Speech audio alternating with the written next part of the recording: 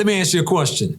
Have you ever noticed that when you're talking to one of Jehovah's Witnesses, especially when you're dealing with their doctrines, that after a period of time of asking questions and they can't defend it, they will often ratchet back and say, well, this is the closest thing to the truth. You're listening to The Critical Thought, where we challenge our listeners to use critical thinking when examining the teachings of Jehovah's Witnesses. In the 1960s, NASA was racing against time to put a man in orbit. But before John Glenn entrusted his life to the numbers, he insisted on one thing. He wanted the calculations checked by hand. He needed certainty before making a life or death decision. In this episode, we're drawing a direct comparison. John Glenn's critical decision versus the Watchtower's ever-changing timeline. When your life is on the line, would you trust a system that demands accuracy or an organization that keeps changing its predictions? Stay with us as we break this down. You might remember this scene from Hidden Figures. Astronaut John Glenn was about to launch into space, but he wasn't about to risk his life on some estimated numbers. Paul, am I right? It appears so. Look, I'm gonna be honest with you, Al. When I fly the machine. And right now it seems like this machine's flying me. We're on the same page, John. Our guys are on it. Let's get the girl to check the numbers. The girl? Yes, sir. The smart one. I mean, she says they're good. I'm ready to go. The problem is when the capsule moves from an elliptical orbit to a parabolic orbit. There's no mathematical formula for that. As we can calculate launch and landing, but without this conversion, the capsule stays in orbit. We can't bring it back home. Euler's method. Euler's method? Yes. That's ancient. But it works. It works numerically. Something that looks at the problem numerically and not theoretically. Math is always dependable. He didn't want a rough calculation. He didn't want a number that was close. He wanted the exact number because his life depended on it. Ladies, see, that's right. Glenn didn't say, just give me the closest thing to the right answer and we'll hope for the best. Instead, no, he said, give me the girl who can run the numbers. Because when it's serious, when your life is on the line, you don't want to play games with close enough. You need the truth.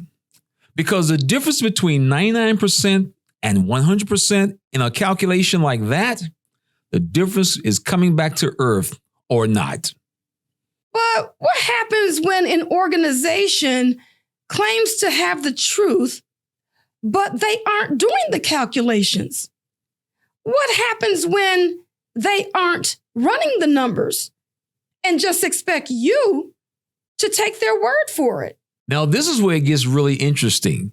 You see, NASA, they had Katherine Johnson double checking for life or death calculations. But Jehovah's Witnesses, they don't even check their own teachings before they put people's lives on the line. You see, they stood up in the middle of the Red Sea, as it were, stretched out their arms and declared, what? We're your spiritual advisors. We're your medical advisors. No blood transfusions. We're your financial advisors. Quit your job and pioneer. You see, we're your career counselors.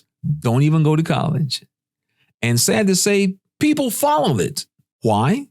Because they were told this was the truth. Not an opinion, not one of many options. Oh, no, the truth. And because of that, people made life-altering decisions based on their guidance. What is the problem? They weren't qualified to be giving that kind of advice to begin with. Yet, people followed it anyway. And now, decades later, they're paying the price. Oh, yeah. Let's talk about those qualified advisors. You see, these men who sit around in the room up at Warwick, making decisions about your future and my future at one time, they got no degrees, no specialized training, nothing. They're just making up stuff as they go along, and people are basing their entire lives on it. For example, let's take their financial advice.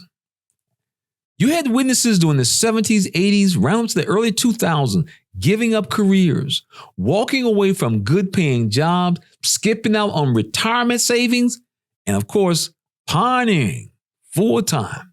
Because according to the Watchtower, the end, you know it, was right around the corner. They were so convinced about Armageddon coming in 1975, in the 80s, with the then generation of 1914, that every single time they were wrong. But here's the real kicker. They never apologize. No refunds. No, oops, sorry about that. We were off by a few decades. Nope. Jehovah's Witnesses, waiting for an apology. Then we are not embarrassed about adjustments that are made, nor is an apology needed for not getting it exactly right previously. They just moved the goalposts and expected you and millions of others to keep playing the game. And now, when you ask Jehovah's Witnesses about this, some of them say, well, it was the closest thing to the truth. Oh, the closest thing, huh? Well, let me tell you something. Close to the truth is still wrong. If I tell you your flight leaves at 5 p.m., but it actually left at 4:30, guess what? You miss your flight. If a doctor prescribes almost the right dosage, you might almost recover, or you might die. If you're on trial and the witness says, well, I think that's the guy, you might almost get convicted of a crime you didn't commit. You see, this ain't horseshoes and hand grenades, folks. Being close to the truth simply is not good enough when you're making life changes, life decisions. And yet, time and time again, the Watchtower gives advice that wrecks lives, and people just keep following along. Well, ladies, see, that's because they never take responsibility. They just slide into a whole new generation of witnesses like a bad DJ changing the song. And you know what they tell the older witnesses who got burned? Well, you were serving Jehovah with a complete heart. Yeah, right. Well, that complete heart didn't pay any rent, did it? And that complete heart, it is not buying groceries in 2025, is it?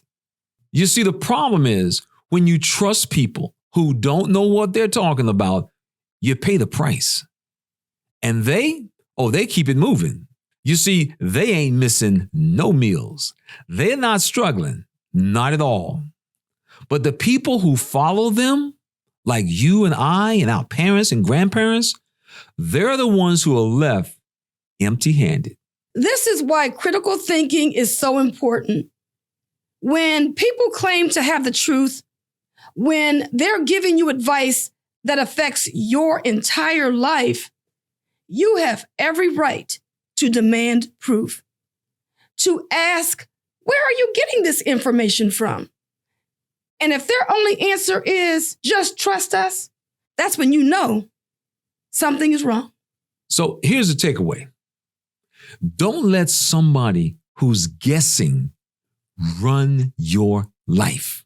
When it comes to your future, your health, your finances, education, you don't want the closest thing to the truth. You need the actual truth.